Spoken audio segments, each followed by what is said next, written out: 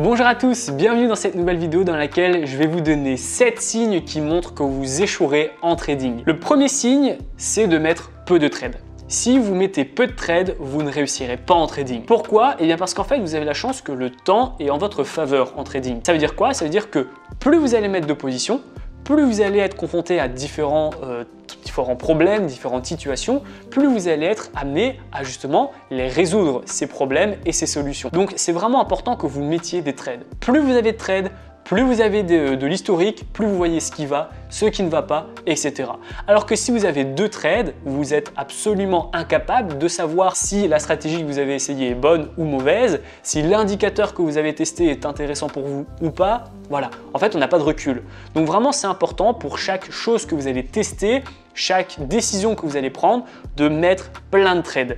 Alors attention, il faut avoir le juste milieu entre mettre beaucoup de trades et pas non plus mettre tout ce qui bouge, il faut quand même rester un minimum strict, mais inutile de mettre 2 trades par semaine, vous n'y arriverez pas. N'ayez pas peur, trader, c'est le premier qui sont les plus difficiles et après ça va y aller, la roue va tourner. Un autre signe qui montre que vous ne réussirez pas en trading, c'est le manque de régularité. Si vous n'avez pas de régularité, vous n'aurez pas de rentabilité. Pourquoi? Eh bien parce que la régularité, c'est vraiment ce qui va vous permettre de chaque fois gagner du temps sur vos analyses, sur votre apprentissage, etc. Ça veut dire quoi? Ça veut dire que si vous tradez par exemple tous les jours, eh bien la résistance du jour, par exemple d'aujourd'hui, elle n'est pas non plus totalement différente que celle de demain. C'est à chaque fois plus ou moins les mêmes niveaux, donc vous allez les suivre ces niveaux.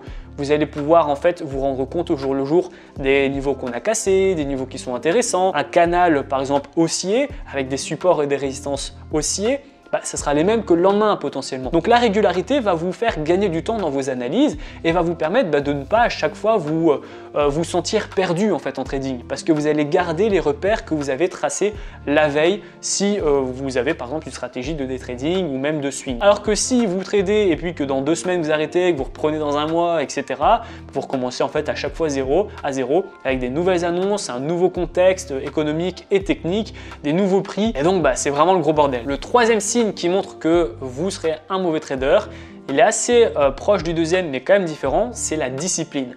Si vous n'avez pas de discipline, vous n'aurez vraiment aucun avenir en trading. La discipline, c'est vraiment l'atout le plus important, c'est valable dans tous les domaines de la vie, privé, professionnel et même ici là en trading. La discipline, c'est important. Vous devez jamais abandonner. Si vous abandonnez une fois, vous allez revenir dans 2 ans en refaisant les mêmes erreurs. Donc l'idée, c'est vraiment d'être consistant, de vraiment chaque jour analyser, ou plusieurs fois par semaine analyser, s'intéresser, se former, etc.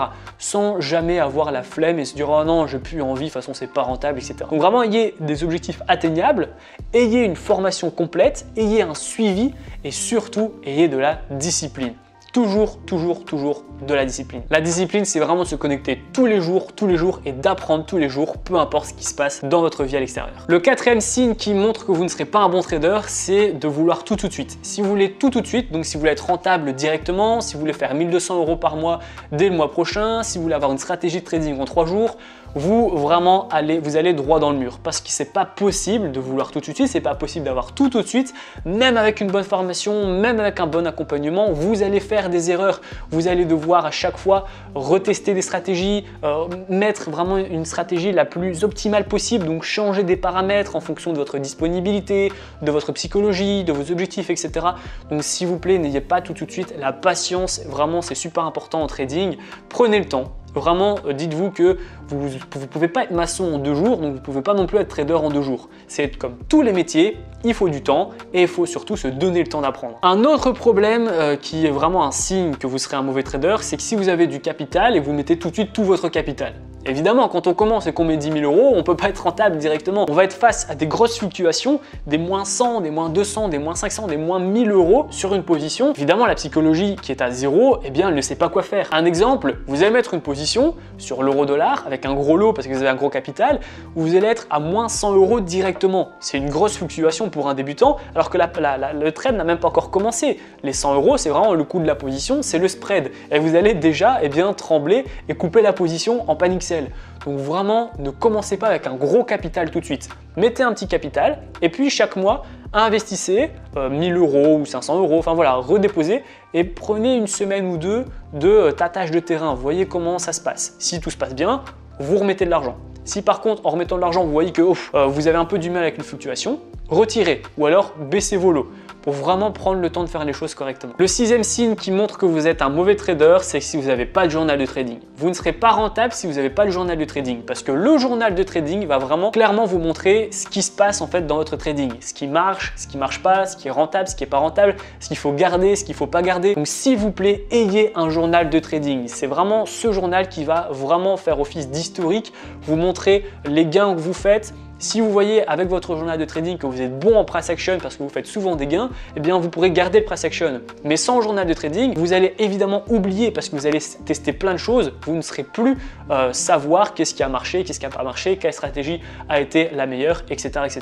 Donc journal de trading primordial. Et le dernier signe qui montre que vous êtes un mauvais trader, c'est de vouloir encore plus de faire tout de suite, c'est de vouloir faire x2, x50%, 40%, etc. Les grosses rentabilités, c'est que dans les casinos, dans les paris sportifs ou dans les lots énormes où on veut juste en fait que ça passe avec de la chance. Et la chance évidemment n'a rien à faire en trading. On ne peut pas avoir une stratégie simple, stable et prévisible qui se base uniquement sur de la chance. La vidéo touche à sa fin, j'espère qu'elle vous a plu. Dites-moi en commentaire si vous avez l'un de ces 7 signes qui feront que forcément vous êtes un mauvais trader.